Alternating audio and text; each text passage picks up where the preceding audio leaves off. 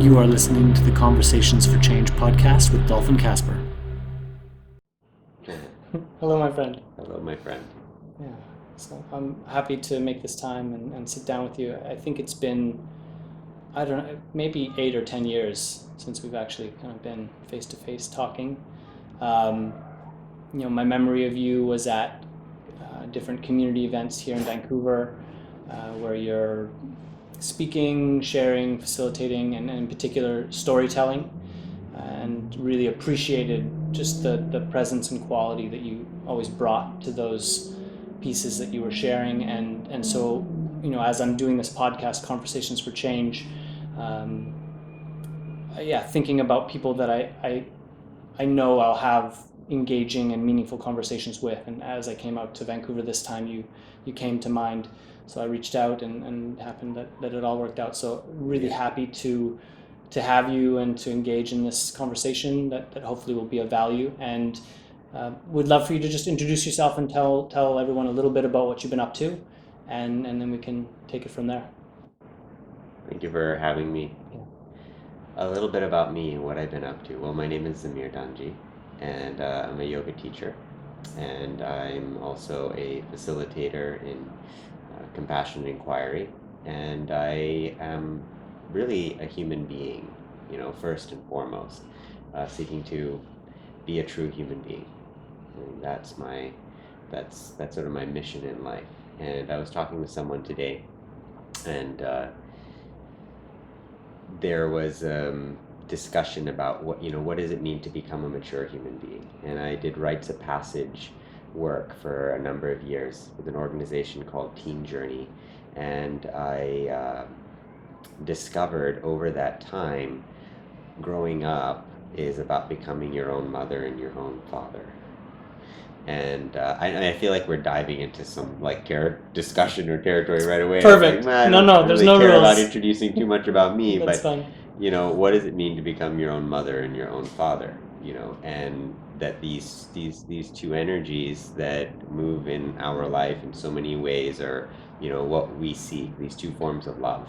And so I feel a big part of my journey has been, how do I become my own mother and my own father, and how do I help other people find their own mother and their own father? How do they come in connection with the energies and the love of the mother and father in the universe, and to find wholeness, right, and to realize wholeness.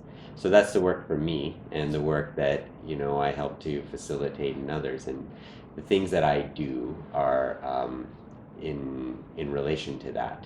Right? There's so many ways in which that can take place, and I have my contribution to it. Nice. I use that a lot, actually. The dynamic of I often talk about it as loving parent.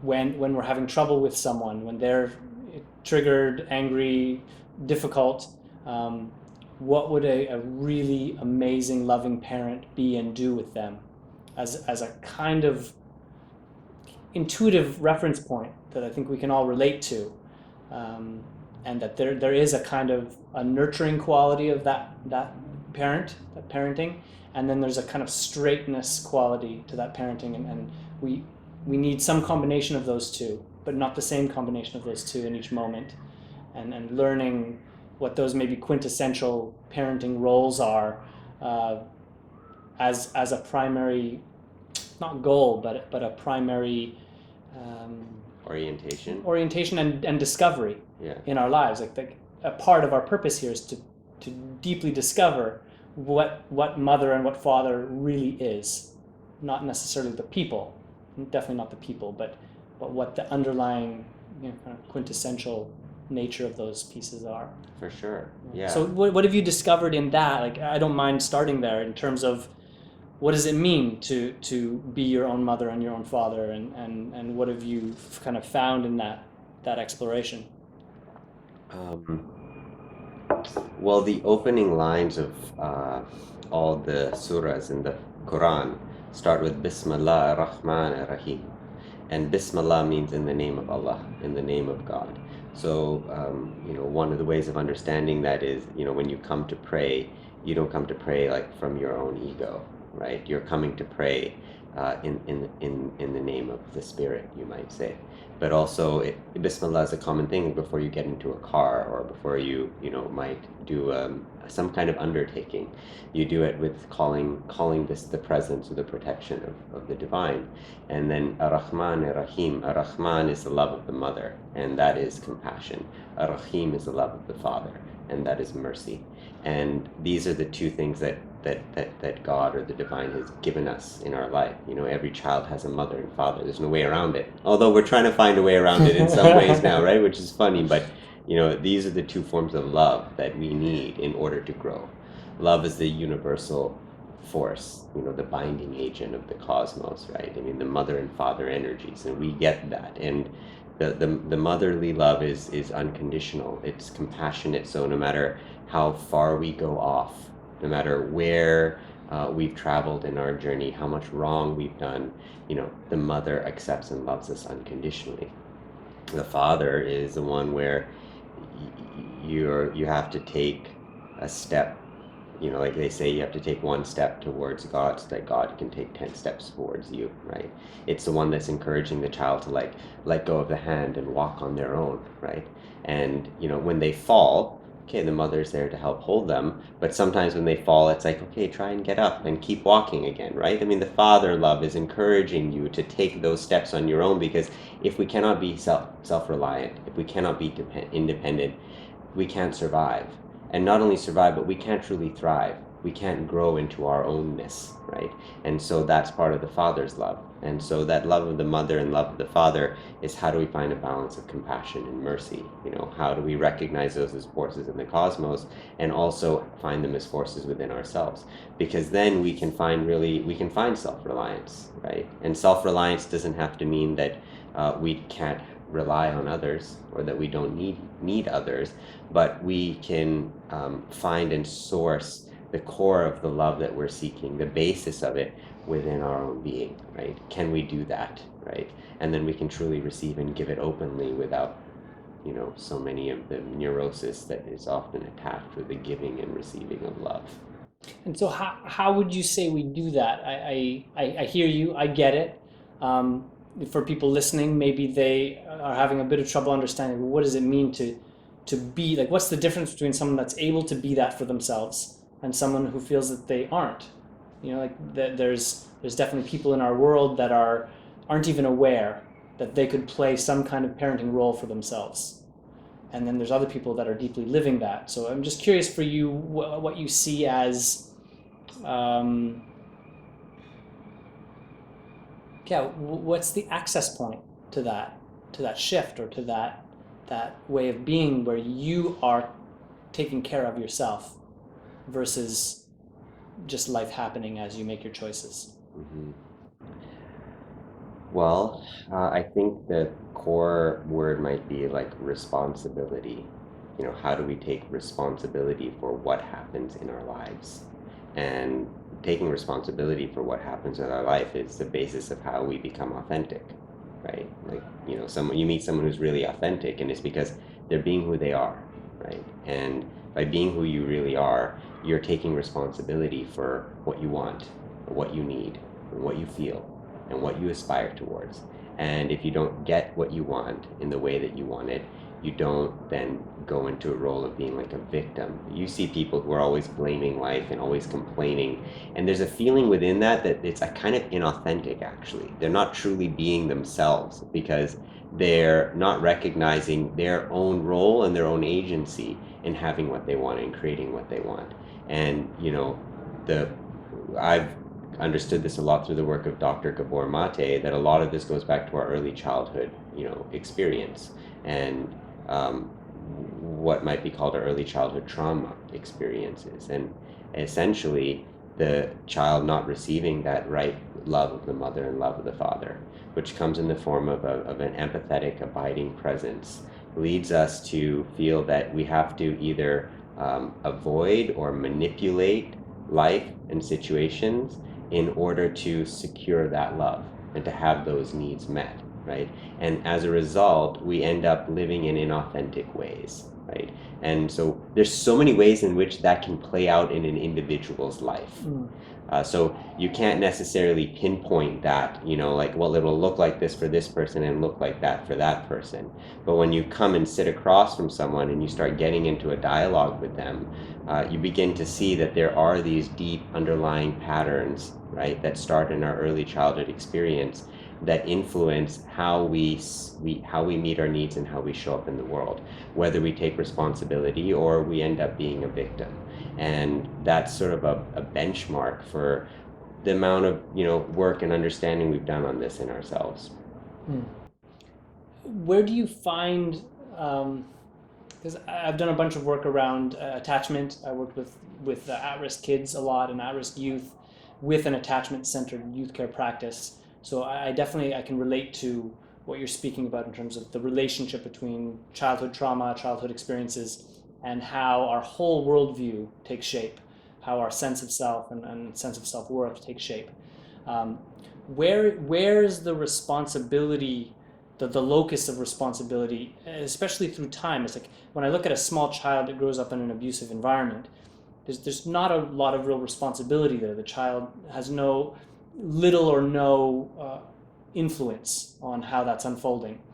And then there, of course, is a point in which the child and or adolescent and or adult has agency.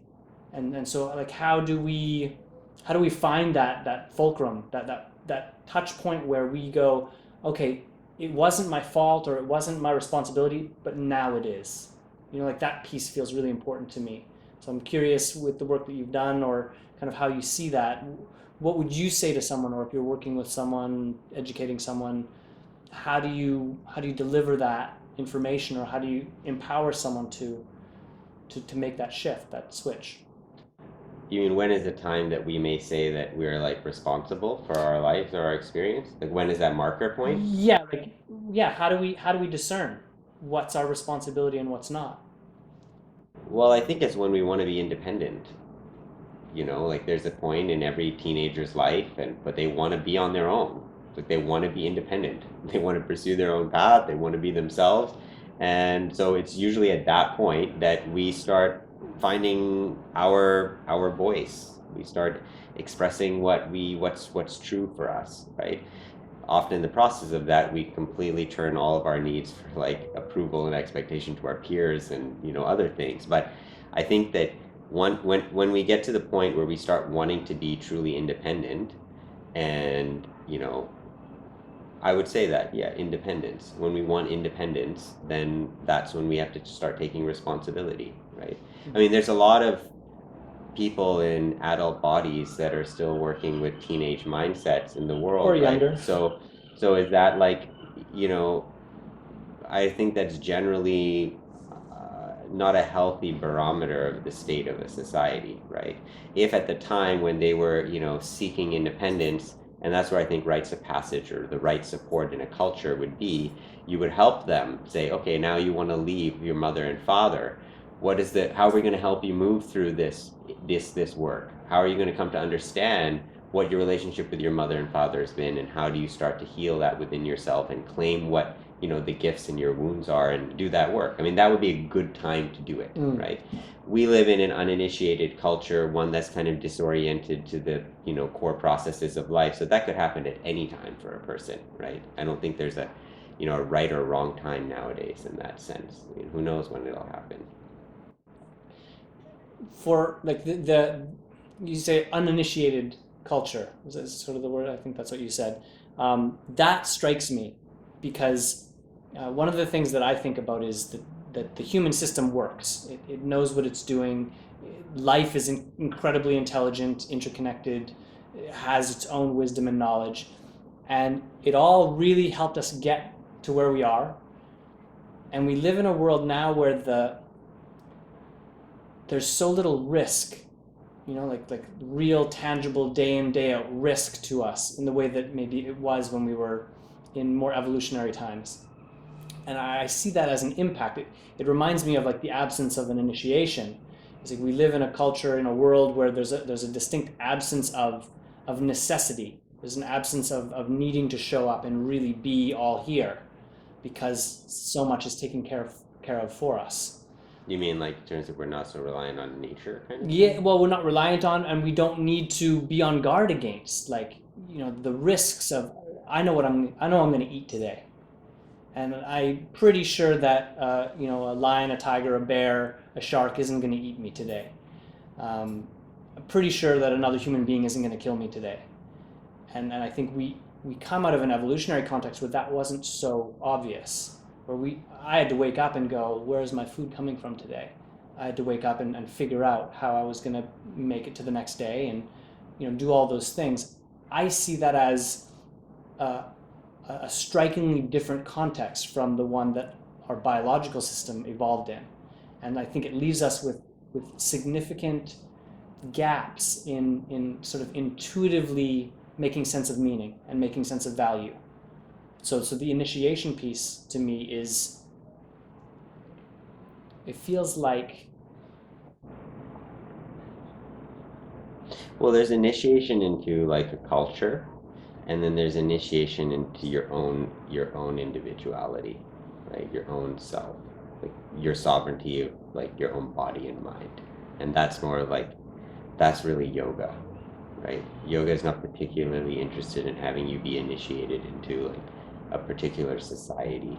In fact, most yogis for a long time have always gone against the grain of society. They've almost inevitably had to be rebels, and in order to do that rebellion, they've had to go against society, but then ultimately like against the grain of their own conditioning, right? Their own patterns. And anybody who's going against the grain of their own conditioning is, a yogi of some kind, I feel, right?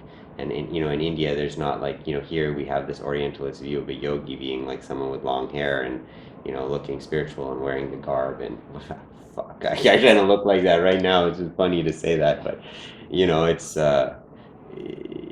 there's this Orientalist idea where in fact there's so many great minds across the whole spectrum of the Indian subcontinent of people who are yogis that you may never look at and say that person's a yogi. I mean, he'd be working an office job and he could still be a yogi. He doesn't have to be in the Himalayas or be a yoga teacher or whatever, right? So, but that person is really doing whatever the deep inquiry, the deep inner work, right? He may be understanding a very specific branch of the cosmos, right? And he's like deeply focused in that.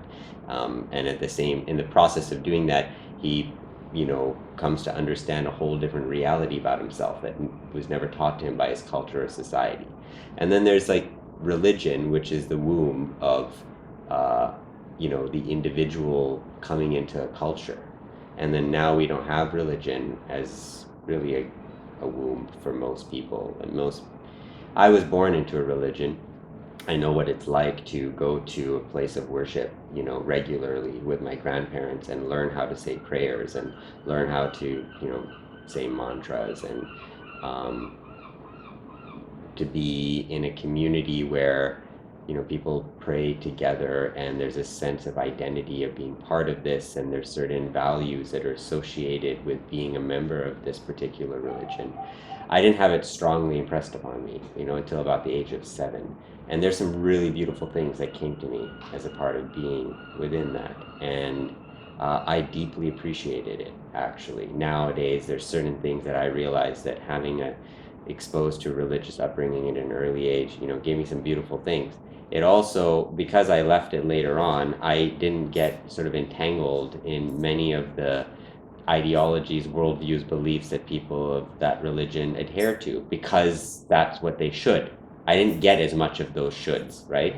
And previously the idea of a religion was that they would initiate people into a way of seeing in the world and a way of participating in their own society in a way that was aligned with certain principles of nature, principles of the cosmos, and principles of really just being a virtuous human being, right? And they were given that framework.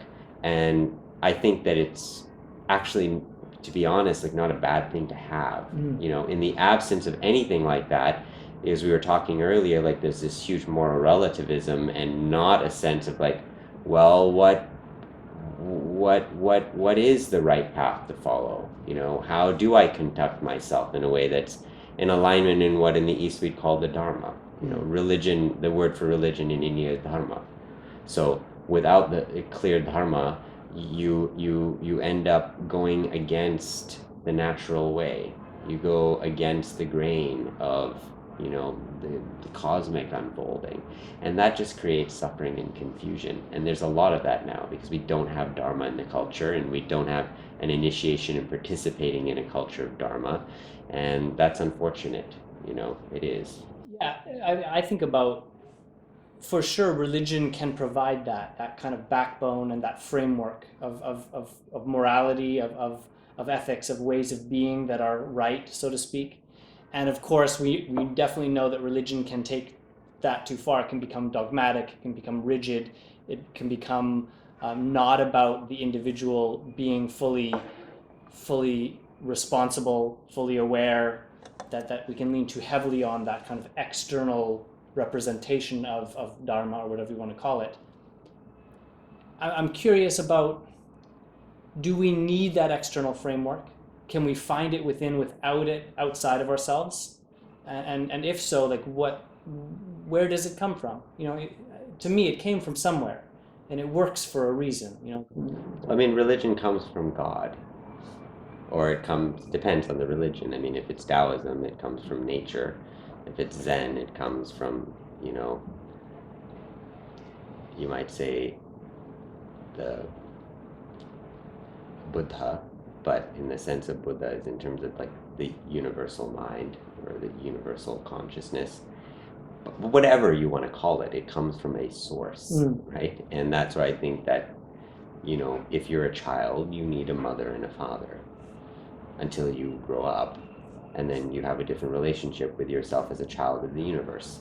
It's the same thing as any child. You come in the world and you need some kind of structure from which you can like participate and evolve and grow in, and then, you know, you're kind of reborn again into, you know, higher relationship of your own autonomy and independence. But that's not the common for most people. I mean, there's the people who really attain to that degree of total like independent and authentic relation with the cosmos, right, in a mystical and highly spiritual sense, is the exception to the rule, right? And then most of the religions are based on, you know, if we strive to be like the Buddha or like Krishna or Mahavira or any of these saints or sages, Nanak, Lao Tzu, you know, they are exceptions to the rule, right? And we can't just say like, that's not going to happen for most people. You need a context by which people participate in that. You know, that even if they didn't attain to the ultimate self-realization or the full actualization of their, you know, spiritual, intellectual, emotional potential, they're still working within like a good and healthy framework of being a human being, participating in society, because we all need to do our part in it so that everybody can be lifted up in the journey, right? It's like a viewpoint of life as a school, right? And we all have to contribute and be responsible to making sure that the school grounds and the campuses and everything are well kept so that everybody can move through it. You know, if you don't pass a certain grade, you might stay there for a while, but, you know, at least you have the opportunity to participate in a safe and like nurturing school environment so that when you're ready, like you can go there, right? Well, I feel like the Earth School is not being very well tended. I don't know who the chancellors are, but like it doesn't seem that our modern capitalist corporate, you know, society and structure is nurturing that school. You know, a lot of people feel like they want to drop out and or are not held in that, and that's unfortunate. And you see it all around. I think that's very clear in the amount of disenchantment and distrust, and that's so evident in this COVID pandemic more than ever before, right? I mean, people don't know what to trust and what to believe anymore, right? The places and people and institutions that we felt for a long time were looking out for the well-being for the people are ones that a lot of people don't really trust and believe in. And that's a really clear sign of dysfunction in the basic underpinnings of the social in the society and the culture at large. I'm always interested, like, I agree. It paints, you know, from some perspective, a bit of a bleak picture, and I'm always interested in like, what now? Like, if that's the case, which I agree on many levels that's the case, what can we do? I don't think it's a lost cause, and I think we're in a time of exceptional uncertainty. And so part of what the podcast is about is how do we take full advantage of when we're in a shared space together and we have an opportunity to really connect, to meet, to dialogue. How do we make that as meaningful as possible? How do we fully feed the potential in that? So I'm curious what you would say through your experience with yoga and the compassionate communication work. What do you feel like plants those seeds and waters that garden?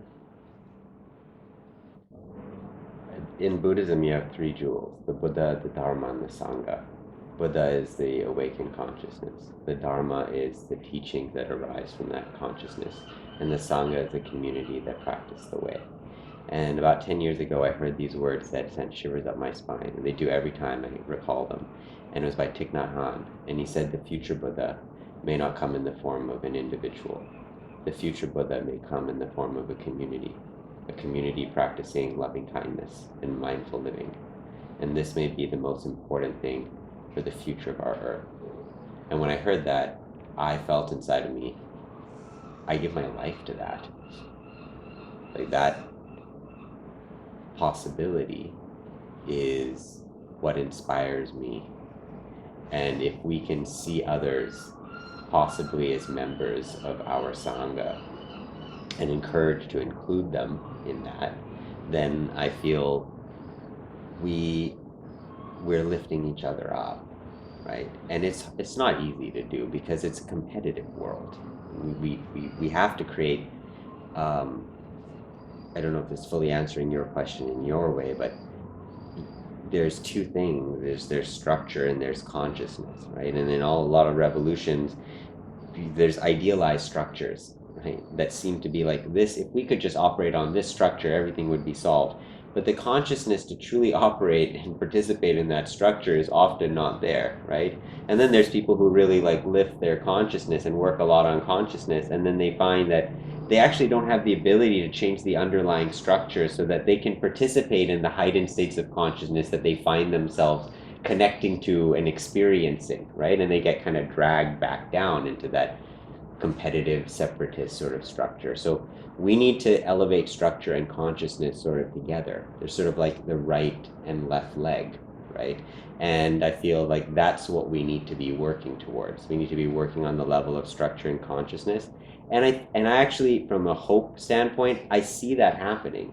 Like, there's a tremendous upswell of people who are seeking to upgrade structures, and a tremendous upswell in people who are seeking to heal themselves and upgrade consciousness. And it's because it's the work of the time. It's not because it's mandated by any individual. It's because there's a need from like an evolutionary response that we are doing it, right? And so the degree to which we can organize and see that in each other and recognize it and support it and reflect it and celebrate it and communicate it and take action day by day in our gifts and our inspiration in that process and truly give. I think the key is giving. If we can give more in that, it has to change. What does that giving look like? Like, I feel like I get what you're saying, but I'm just wondering about how you see from that expansion, shift, development of consciousness, and through the practical development of structure for society and community, how do we give that more? So I created a company called Mystic Yogi, and I created this card deck, the Inner Path deck, as a way for people to learn the deeper dimensions of yoga, because I saw that the mainstream conceptions of yoga are limited just to the body and yoga asana, and that's not what yoga is. It's preparing, the vessel in some way to be able to sit and meditate and inquire through paths of devotion and service. And there's so much more to yoga, right? And that was part of my creative offering. And I have a gift in using language and in telling stories and using art as a way. And so that gift came forth, and I applied it, right? And that application of that gift was what felt true to me, right? And I followed that inspiration. Jesus said, if you don't bring forth that which is within you, it will destroy you. And if you bring forth that which is within you, it'll save you. So we have to bring it out, right? And so I think that our giving is a lot connected to like giving of what our gifts are and what our inspirations are. But the challenge that I'm finding now is, to what degree can I give away what I have? Where I get caught into a mindset of, well, but I have to monetize it and I need to make a living off this and so on and so forth, right? So then we have to engage in the real life struggle, right, of how we are able to, meet our needs in the world and still give of what we have because it's what's needed. Mm-hmm. But I think the trust step, right, that Bismillah, that trust, that faith is that give because you see the need or give because it's asked. And the law of the universe is that it will return to you and you will receive. That's difficult to do as a person, right? But I don't think there's like an easier way out. If we have to build it all over this sort of separate monetized existence, right? It's not going to work because it's not aligned to the law of giving. It's not aligned to that law of spirit. Law of giving comes from Walter Russell, brilliant man. He got hit 7 times by lightning and he put out a whole new periodic table of elements, and a brilliant artist and sculptor. He's just a genius. And he has this thing called the law of rhythmic balanced interchange. And he says it's a law of giving where, one part of the cycle gives so that the other half may equally re-give so that the creative process can continue. Right? And nature is a perfect example of that. That's what nature is. It's the law of giving manifest. And that's the law of the divine. And so we just, to whatever degree to which we can follow that law and give from our hearts, it's the medicine that the world needs, right? And that's I think we have to do it, and we have to trust, right? If it was like so easy to like map it out and be like, I'm secure and I don't think it would be real. I think we have to give of ourselves. Yeah, it makes me think of I love the science of natural systems and complex systems, and one of the kind of emergent properties of complex systems is that they're more than the sum of their parts. Yes. And that's emergent. Yeah. And what I love about that is that when you look at a natural system, everything is participating. Every organism has a kind of self-interest, like it wants to proliferate, but it's also clearly giving back to the system, the whole of the ecosystem is given to by their participation. And that's, for me, where human beings have completely lost track. We've missed the mark. Is our giving is so much contained within a silo of self-orientation that it doesn't feed back into the system. And then so we're creating societies that aren't able to be more than the sum of their parts. But we can. Like, that shift is there. We can start to give in that way. And it costs us our sense of self, our sense of me and mine. Yeah, which is a tough one. It does. It's the one that but it's also what imprisons us. Totally. And that's the yoga teaching. And that's why I think yoga is so powerful. True yoga helps us to overcome those limitations. And if we all do our yoga, and your yoga doesn't have to look like mine, and that's not how it was in the yoga tradition. It was not. There is no one size fits all. You have to follow your own path, right? I sort of have this diagram that I call the anatomy of religion, and that the circle, so there's a circle, there's a line to the center, and there's a dot in the center, and the line outside is called, you might call it the Sangha, or in Islam the Sharia, which is the law, or the community, that practices and adheres to this particular way, whatever way of life or society. And then there's a line, and that line is the Dharma, or also the Tarika, the practice. Right? And then at the center is hakika, which is a truth. Yeah. Most times we can't stay in the center very long because it's so hot, right? Mm-hmm. Like, you get to that place of like truth. The people who stay in the center for long times, those are the enlightened beings that religions arise from, right? Because they're just continuously staying in the center, right? It's just a burning, right? And but when we go to the center, we connect to the truth, and that is what we bring back to the circle. and we transform the circle, right? And the problem with most religions is that they forgot the center that they're revolving around, and nobody's actually going to the center. So then they're not actually reformatting the circle back to the truth of the moment, right? And the community is not being replenished by those who are going to the truth. And that path that we walk from the circle back to the center and back, that's our yoga path, right? We do it every day, and in our interactions with the world and with the source are what that interconnection is, what we need to bring that bridge to. Chinese call it bridging heaven and earth. That's our yoga. We have to do it, and people have to do it, right? And then that changes the world. And it's not a question of if. It's the law. It has to be that way, right? And that's where I think emergence, like you said, emergence kicks in, right? Emergence is when there is a outcome that arises from a complex series of interactions that could not have been premeditated, right? That's why it's amazing when you see a flock of starlings moving together in perfect synchrony, or a school or a flock of fish. Like, no mathematician can truly map it all out, because they realize that there is this subtle communication that's happening, right, between the minds of all those individual units, and also with the field that they're participating in, that's guiding it in this harmonious movement. That's what will happen, right? Emergence is a law. So if we are tuned into that source and tuned into ourselves, and we're acting and we're giving of ourselves, our minds and hearts are connected, it'll emerge, right? But we have to trust in that emergence. And that's exciting, right, from that perspective. Totally. We can practice it in communities too. Contact dancing is a great example of it, Yeah. Yeah, I was watching a TED Talk at one point, and it was about storytelling. And the speaker was talking about neural imaging of a storyteller and the audience. Yeah. And they were essentially saying that when a storyteller really has an audience, that all of the brain waves match up. That the way the nervous system and the neural connections are firing all becomes synchronized. And I love, like, I get chills when I think about it, that we as human beings can be that synchronous. And we need to give up our sovereign right to be a separate individual, making our own choices separate from the whole. Yeah, actually, I have a story for you. I was gonna say, now I want to hear a story from you. Yeah, I just thought of it. I never thought of the story quite in this light, but that's a beautiful thing about stories.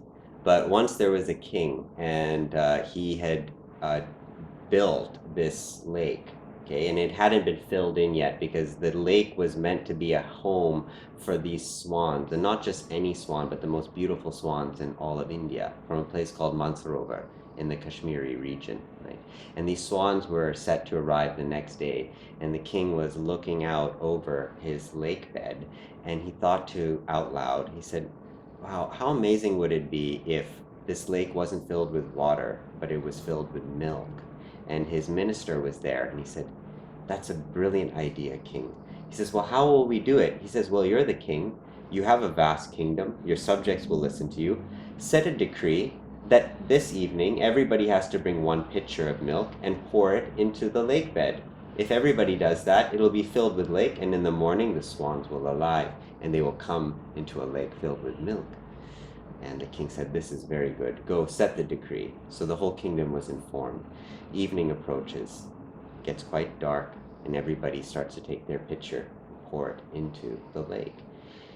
The king wakes up in the morning, excitedly walks out onto his balcony and looks out onto the lake bed, and lo and behold, it's filled not with milk, but with water. Why was it filled with water? Because every person had thought, if everybody else brings a pitcher of milk and I bring a pitcher of water, nobody will know the difference. But everybody had the same thought, so they filled the lake bed with water, right? For us, we have to put in the pitcher of milk, right? We have to put in the pitcher of milk. And if we all put in the pitcher of milk, okay, well, some will put in water. But if enough of us put in the milk, then that's the richness that we're going to have, right? But if we're all secretly putting in that pitcher of water, thinking nobody's going to know and notice, that's what we're going to have, right? And the swan is a beautiful symbol in Indian culture. A saint is called a Paramahansa, and that means a great swan, right? Swan is a symbol of vivek, or discernment, and a swan is a mythical bird, and mythical in the sense that it can separate milk from water. If the milkman has tried to cut your milk with water, the swan will be able to separate it. They can separate what is real from what is false, what is authentic from inauthentic, right? So the swan is a being that you want to give pure milk. Yeah.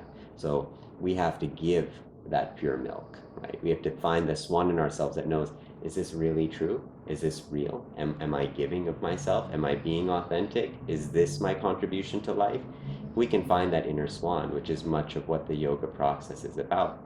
We're doing important work. So often in the conversations that I have with people, I invite them to consider and think about a particular conversation in their life that has changed them, where you could kind of see that you were on a certain path, and because of this conversation, in some way, a new path was revealed, or you were set on a new path. So I'm curious if you can remember in your life any interpersonal conversations that had that kind of impact on you, and maybe talk a little bit about it. Well, I might have to think for a moment about that. An interpersonal conversation that shaped my path.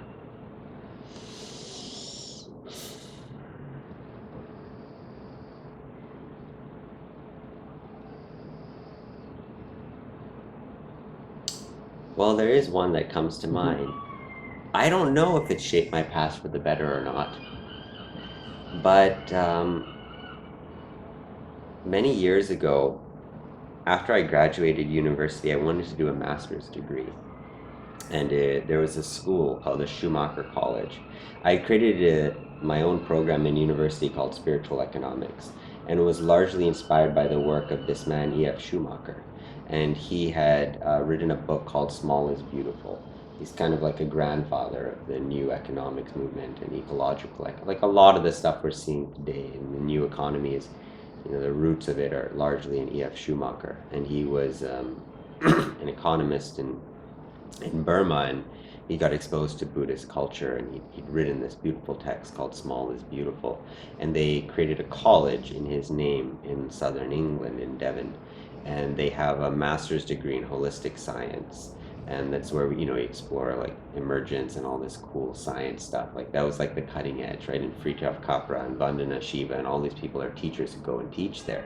And I was like, wow, I really want to study this. And I was kind of green-eyed, maybe 23 or something at the time.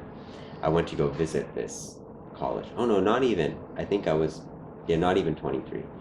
And I went to visit this college, and I went to a lecture of a man who was giving a talk on the relationship between Rumi and Shams. But he was a professor, Arthur Zayonk, and he specialized in the study of light. Anyone who studies light deeply probably becomes a mystic, right? I mean, you probably have to, right? It's light, right? So he's studying light, but in the process, I guess he was very fond of Rumi and this particular relationship with Rumi and Shams. So he gave this talk. I was very interested in it. And afterwards, I found him in the cafeteria, and I was kind of burning with this question of like, what do I do with my life though? What's the right decision? And I sat down with him, and I think I asked him just that. Like there was like pretty much cut to the chase. I was like, listen, I need some guidance, and you seem wise, and what do I do, right? And he said something to me. He said that life happens in 7-year cycles, and to trust those 7-year cycles. And he said that, from that cycle, from 21 to 28, it's actually a time where you should be exploring. Explore everything. Whatever you're interested in, give it a shot. Allow yourself to be drawn by what you're truly interested in, right? And it's okay that if you decide to change your mind at some point, find what sparks and inspires you, what is really drawing you forth, and then by the time you're about 28, you should be choosing a very clear direction of what it is that you have learned, that you feel that you can really give to the world, right? And that struck me because I felt in that moment he was giving me permission to follow what I really wanted at the time, which was to keep studying and exploring, but also indicated that that cycle will end, and then you should be giving and becoming an apprentice, serious apprentice in whatever it is your chosen craft. And I think that was good advice for me. I think it was good advice. I think I might have waited a bit longer on the 7-year cycle, like maybe a couple of years. I was coming into my Saturn's return, and I think that was a bit kind of threw me for a loop, because life was saying, pushing me, being like, yeah, you better choose now, right?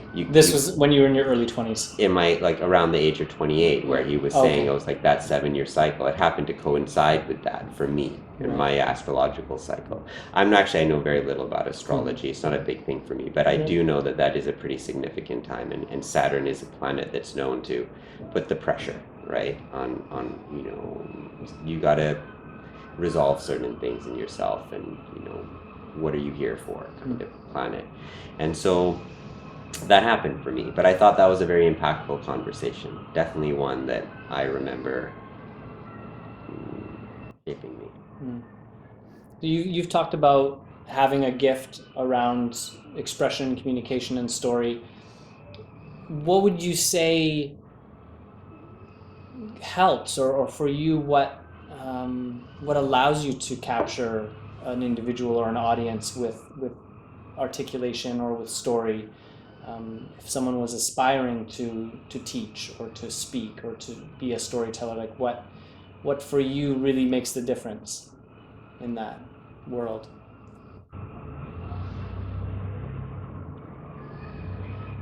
Well, there's the moving of the mind, and there's the moving of, like, the heart, in the heart, and the moving of the heart, you have to be connected to the people that you're talking to, and there has to be a sense of empathy. And for the most part, you can't be too scripted. Like, you got to speak to the moment, and you got to speak to the room, and trust, because you have to trust that their hearts are beating with you, and that what you have to share and say is because it's coming from that place in you, is going to be received from that place in them. And that's I think that works, right, to do that. For the mind, you need to know your material. Like, you gotta have thought deeply about something in order to inspire that same depth of contemplation and thought in another person, right? And I would encourage that for someone. If you're going to be speaking on a subject, have you thought about it? Like, have you explored it? Have you contemplated it? Because, to inspire and ignite the intellect of another person, you have to be pushing their mind beyond what the confines of what they've known or what they think they know, right? Because everybody wants to grow and expand, right? So if you can expand someone's mind because your own mind has been expanded, then that is going to connect to them. They're going to want to get and learn more from you. Right? So probably a combination of those two things are good. Lovely. Yeah, I agree. It comes to that piece that I shared about, like, a storyteller, when they're speaking, both the storyteller's mind and the audience's mind all sync up. And I think it's, in a way, it's by design. We're meant to be able to do that. And there's an integrated capacity where I'm tuned into and have made room and have come to peace with stuff in my own heart, in my own emotional body, in my own mental space. And now the delivery it's like making good on what we all know deep down.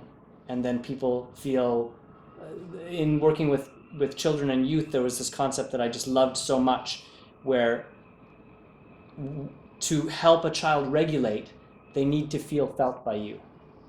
So if a child can't regulate on their own, and you're going to help them co-regulate, you're going to kind of do it with them, you actually have to feel them, and they in turn feel felt by you.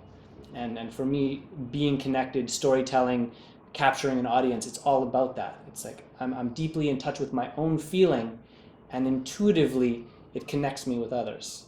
That when we're deeply connected in our own experience, it's a shared connection. Right. We can tune in together to that. Yeah. And it whatever the content of the message or the story happens over top of that. It's like, right. We tend to think of a story or the message as like the words, but that's not, the message isn't really there. The message is in this way of being, this quality of experiencing. And then the story is sort of like the clothing, sort of on top of it. Yes, that's beautifully said. Yeah, empathy is, it's really empathy and seeking communion, like communion. We want to commune. It's the root of community, I imagine. Yeah. So creating that communion, and I was thinking earlier as we were talking before here that silence might be one of the highest forms, if not the highest form of communication. Like if you can share in silence, without words, that's when it feels like souls are speaking.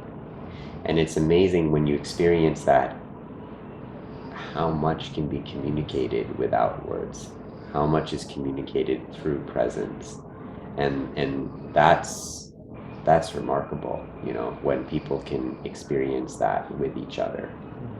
I think that's where we come to an understanding that there is such a thing as a soul, right? When we experience that. But when you're speaking, I just got this picture of, in a way, we all know that. Like if we've ever been with someone as they approach the end of their life, or we're in a poignant moment where we know this might be the last time we have together, that's what happens. It's like words get in the way. Words just feel like, no, that's not what we're doing here. We're not going to fill this moment with content, because in the poignancy of the moment, all the context of life is there, and you can see you don't need the content. So yeah, I love that. How telling those moments are for us, what they reveal. Yeah, and hopefully, we develop the inner technologies and the community technologies that allow us to do that. Because there's a lot of bullshit in the world, in our minds, like inside and outside, like a lot of noise and a lot of distraction and darkness, and it's a lot. And there's it hurts to feel that, like to see it in the degree to which it's happening. Suicides are higher now than ever before.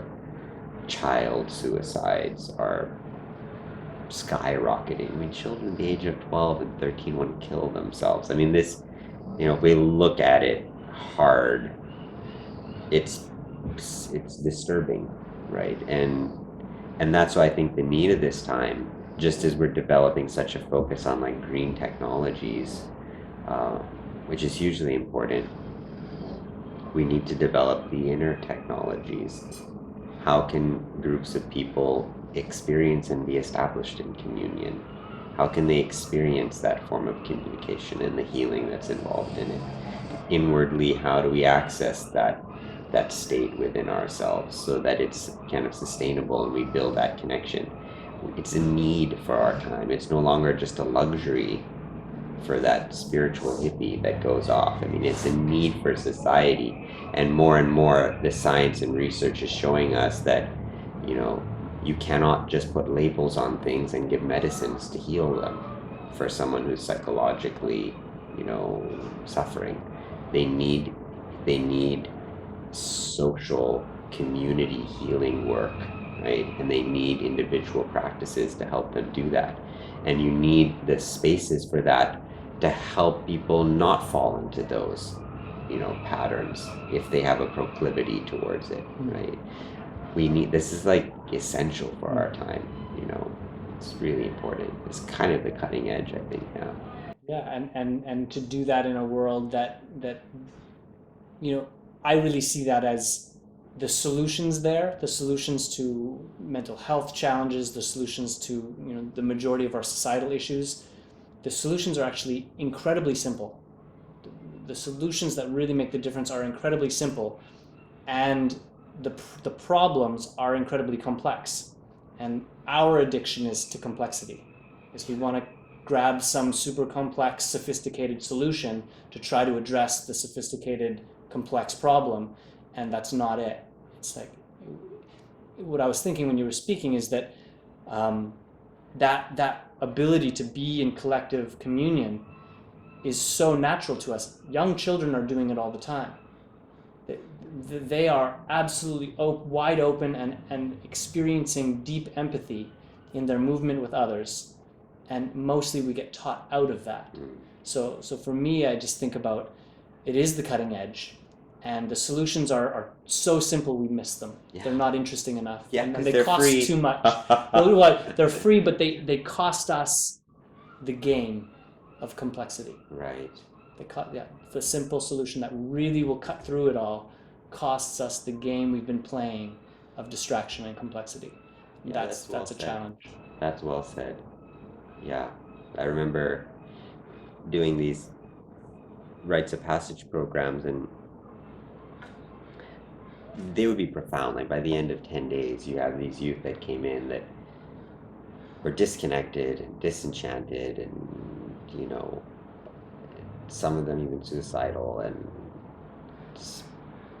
by the end of it, they like love each other, okay, and they're so stoked on life, right? And I remember after years of doing it with different people and different constellations of people, right, and different facilitators, asking myself, like, what is the magic here, right? Like, there's this magic that's happening, and it was love. Like, if I was to reduce it to one word, is we created the conditions for love to show up, for love to win the day, for love to thrive, right? And they, like you said, they're more prone to it. They took to it like a fish in water. Once you created the space where it was like, there's permission for you to show up for each other, all in a space of love and total acceptance. They're like, let's do it. This is what we're all about. It just becomes their culture all of a sudden. And they take it and make it their own thing. It was remarkable, like far more than even us facilitators or adults were, right? And it was amazing to see that. And it was also a group of people who were showing up in their gifts and being authentic, and holding that, modeling it, and being in nature and telling stories around the fire and being natural, and like you said, it was so simple, but really love won the day. Yeah. There it is. Yeah. Well, my friend, I honestly, I feel like we could talk all day, and I would like to do it again sometime. It feels like we're coming to some kind of completion here. Is there anything else you want to talk about? Say, I know you're in transition right now, moving to a new place and maybe starting some new things. So is there anything for the audience that if they want to find you or you want to share about what your vision is for life? If you want to share that with us, that'd be cool. Well, I'd have to be succinct about it, and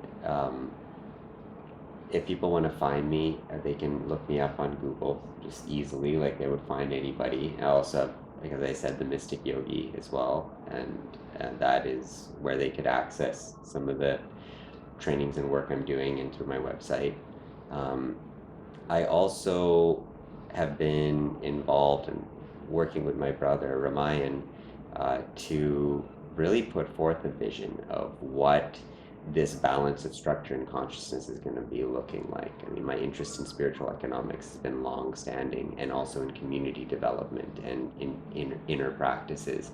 And so we are looking at now synthesizing this work so that we can put forth a different way of economic interaction, different systems of agreement, and also educational platform to help bring this gift to the world, based on that law of giving, right? And I don't want to talk much about it, but to give people the sense that we're working on it. We can do this. We can do this. Yeah, we Awesome. can do this. Zamir means different things in different cultures, and I like it when they all get strung together, and it means one who sings for peace with a song of his heart. Yeah, Zamir is. Yeah. So that's what I try and do. Thank you. Thank you. Thanks for your work. Thanks for your time. It's been a pleasure. Thank you. Yeah.